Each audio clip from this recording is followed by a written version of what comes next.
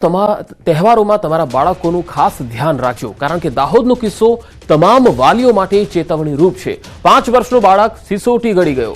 આ સિસોટી શ્વાસ નળીમાં ફસાઈ ગઈ અને શ્વાસ લેવામાં તકલીફ પડી। બાળકને તાત્કાલિક વડોદરાની હોસ્પિટલમાં ખસેડાયો। સયાજી હોસ્પિટલમાં બાળકની સફળ સર્જરી થઈ। ભારે જહેમત બાદ તબીબોની ટીમે આ શ્વાસ નળીમાંથી ફસાયેલી સિસોટી બહાર કાઢી હતી।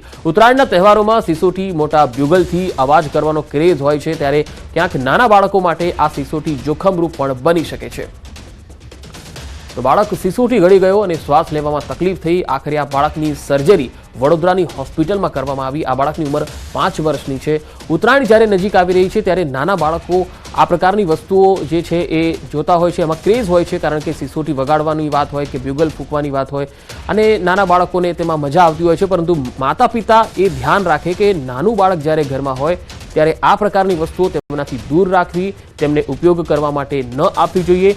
હમણાં જ આપણે એક ઉદાહરણ જોયું હતું કે જેમાં એક ઘટના એવી પણ બની હતી કે જેમાં એક નાનું 11 વર્ષનો જે બાળક હતો અને એ જ્યારે પતંગ ચગાવતી વખતે એ હાઈ ટેન્શન વાયરને એની પતંગની દોરી અડી ગઈ અને પતંગ ત્યાં ફસાઈ ગઈ અને એ બાળક જે છે ત્યાં જ સ્થળ પર મૃત્યુ પામ્યો હતો।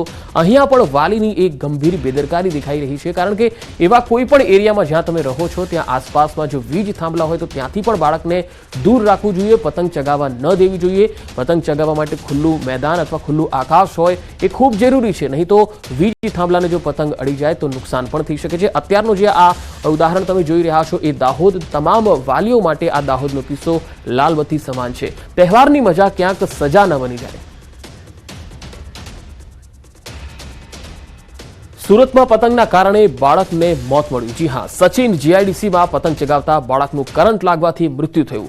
કૃષ્ણનગરમાં 13 વર્ષીય બાળક ધાબા પર પતંગ ચગાવતો હતો ત્યારે હાઈ ટેન્શન લાઇનમાં પતંગની દોરી આવી જતા ધડાકો થયો। બાળક ગંભીર રીતે દાઝી જતા હોસ્પિટલ ખસેડાયો, જ્યાં ટૂંકી સારવાર બાદ બાળકનું મોત નીપજ્યું।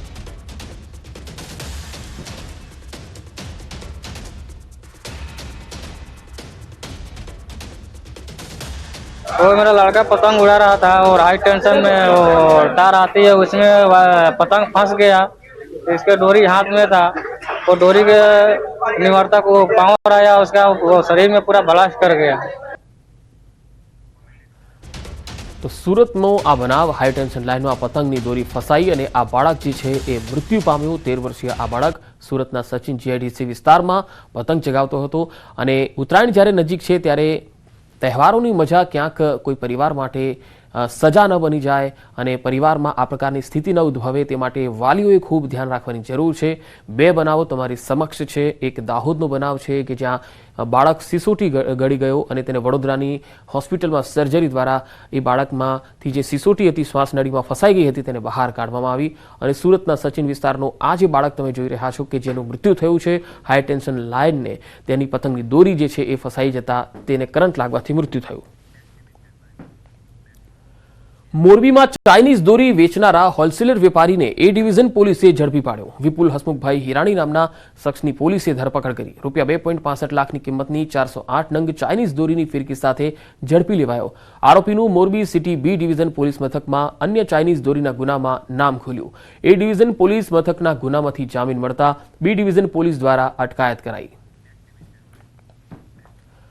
ઉત્તરાયણ પહેલા સુરત જિલ્લા પોલીસ એક્શન મોડમાં આવી છે। બારડોલીમાં પોલીસે પતંગ અને દોરીની દુકાન ઉપર સઘન ચેકિંગ હાથ ધર્યું। પોલીસ દ્વારા 2 અલગ અલગ ટીમો બનાવી તપાસ કરતા બારડોલી નગરમાં ચાઇનીઝ દોરી બાબતે 2 કેસ નોંધાતા દોરી અને પતંગ વેચાણ કરનાર વેપારીઓમાં ખળભળાટ જોવા મળ્યો।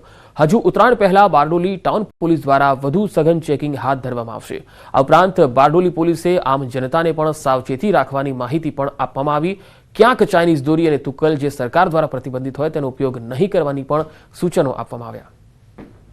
ઉત્તરાયણના તહેવાર નિમિત્તે બારડોલી ટાઉન વિસ્તારમાં અલગ અલગ સ્ટોલો તથા છૂટક જે પતંગના દોરીના વેચાણ કરતા વેપારીઓ છે એમના ત્યાં તપાસ હાથ ધરવામાં આવી છે, જેમાં ચાઇનીઝ દોરી કે ચાઇનીઝ તુક્કલનું વેચાણ કરતા હોય કોઈ તો એ પ્રતિબંધિત વસ્તુઓ વેચાણ થતી હોય એના વિરુદ્ધ કાયદેસર કાર્યવાહી હાથ ધરવામાં આવી છે।